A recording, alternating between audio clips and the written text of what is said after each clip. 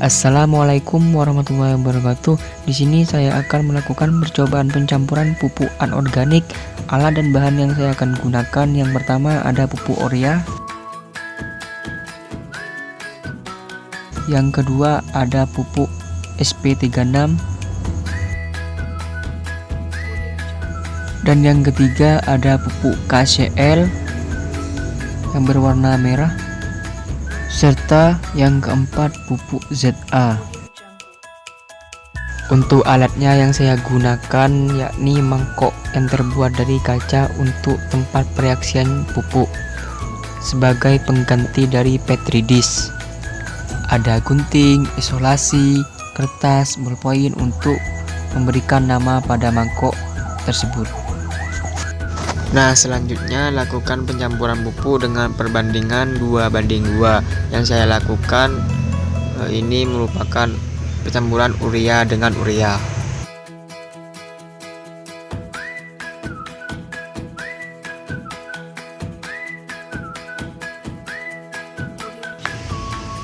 Di sini saya juga mencampur antara pupuk SP36 dengan pupuk SP36.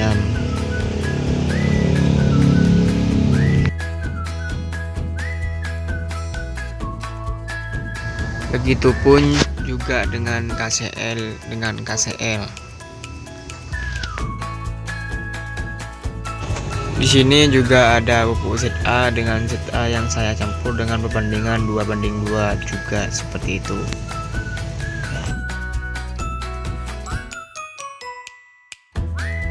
Nah, di sini saya melakukan pencampuran antara pupuk ZA dengan pupuk SP36 dengan perbandingan 2 sendok pupuk ZA dan 2 sendok pupuk SP36.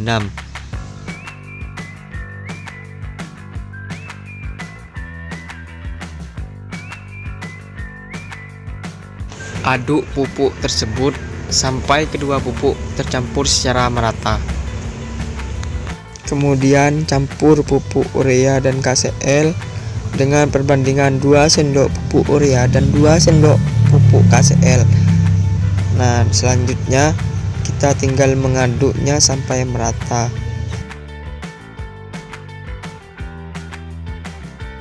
Nah, selanjutnya di sini saya akan menyampur antara pupuk urea dan SP36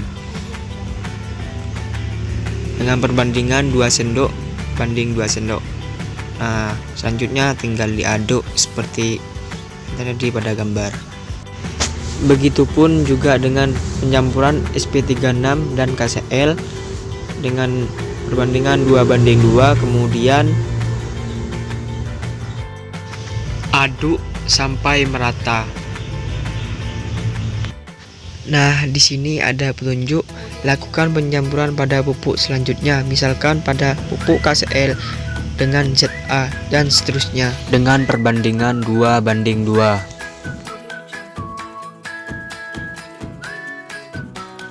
Dapat dilihat pada hari pertama bahwa urea dan KCL sudah mencair sehingga tidak dapat dicampur dalam jangka waktu yang lama.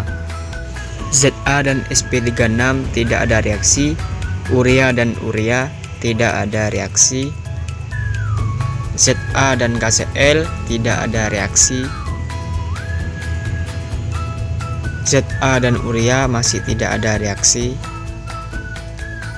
urea dan SP36 tidak ada reaksi, KCL dan SP36 tidak ada reaksi pada hari pertama.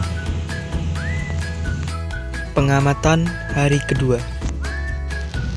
Pupuk ZA dan KCL tidak ada reaksi, ZA dan SP36 tidak ada reaksi, urea dan ZA terdapat reaksi, mencair, tidak dapat bertahan lama.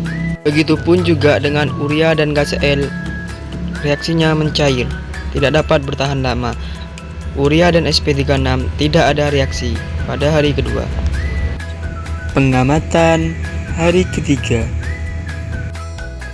Pada pupuk SP36 dan SP36 masih tetap tidak ada reaksi, KCL dan KCL masih tidak ada reaksi seperti yang dapat dilihat. Nah, untuk ZA dan urea semakin hari semakin mencair. Untuk urea dan SP36 dapat kita lihat bahwa sudah ada cairan pada hari ketiganya.